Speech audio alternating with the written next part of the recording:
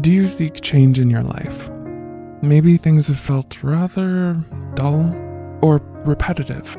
Sometimes change can be good, like living someplace new or taking on a new job or regimen, such as diet or an exercise plan.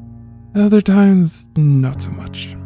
Changing your life in 6 months can seem like a lifetime away when you think about how long 6 months feel. However, honing aspects of the way you chase and approach the things you're trying to get is a good place to start. So here's how to change your life in 6 months. Number 1. Defining your goals. Have you ever written down the goals you want to achieve? This may sound like a very obvious first step, but in a study conducted by Mark Murphy, it has been shown by neuroscientists that by writing down your own goals, you become more easily capable of visualizing them, and thus more likely to retain and remember why you're doing something.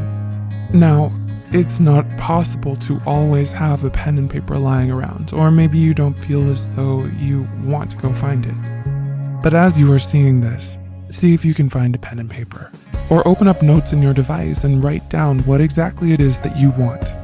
One big goal that will be at the very tippy top. This goal should be the biggest thing that sticks out in your mind, the reason you clicked on this video.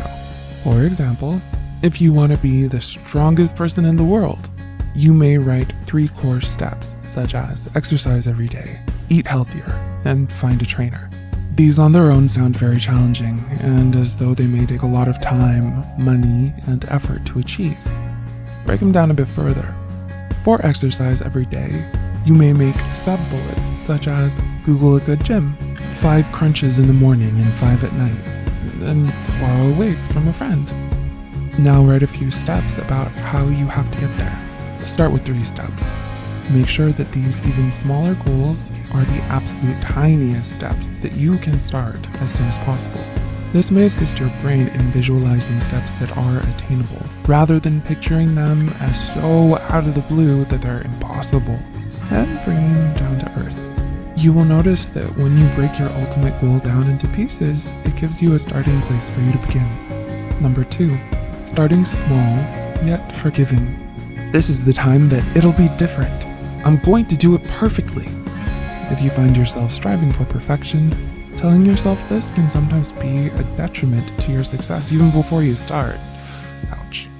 If you've ever started a New Year's resolution before, or known someone who has, burnout or fatigue can be unforgiving, leaving you to feel as though if you fall through with your promise, then the entire thing is ruined. Maybe you're starting a new diet, yet you slip up once and figure that you may as well throw the whole thing away. Sticking to a plan doesn't mean doing the plan perfectly each time.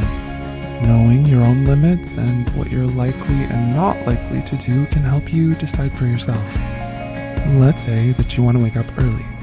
It won't be very helpful if you set your alarm clock for 6 in the morning, despite having slept at midnight the day before. Instead, try to be more understanding of yourself in the same way you would understand a family member or friend. Setting an alarm for 7:50 in the morning may not seem like a grand change that you were expecting, but the longer you wake up at 7:50, the more you can inch the time back once your new wake-up time becomes 7:50. It's 10 more minutes of success versus waking up at 8 a.m. dissatisfied that you weren't able to follow your goals. Progress is progress. Be gentle with yourself. Number 3, celebrate your growth. Understand your hiccups. All success that you make should be celebrated, right? By designating a specific day to review your progress helps you reflect on the progress you've made. You will notice your daily or weekly tasks are turning into routines, and that you've made a visible change. And as the mistakes that you made tend to dwindle, you'll feel that you may be ready for more challenges. Tricking your brain into thinking very difficult tasks are part of your everyday life, you are actively increasing the amount of change that you can introduce into your life. You may find that you've been doing exercises for 20 minutes instead of the 5 you promised. If you notice that it's something that you're able to keep up, then relish in your success. On the flip side, if you have found yourself skipping daily habits or steps every so often, analyze why they aren't quite working. Be honest with yourself. Is it too boring? too hard? You don't understand it, or just don't have time? The answers will help you to adjust these goals to make them fit better for you. Once the 6-month period has passed, you will notice that instead of having only a few weeks or months of rigorous progress, only for it to stop short in disappointment, you're making steady progress to a goal that you formulated, nurtured, and worked for all by yourself. What are some of your goals that you're going to be working towards over the next 6 months? Feel free to leave a comment down below with your thoughts, experiences, or suggestions.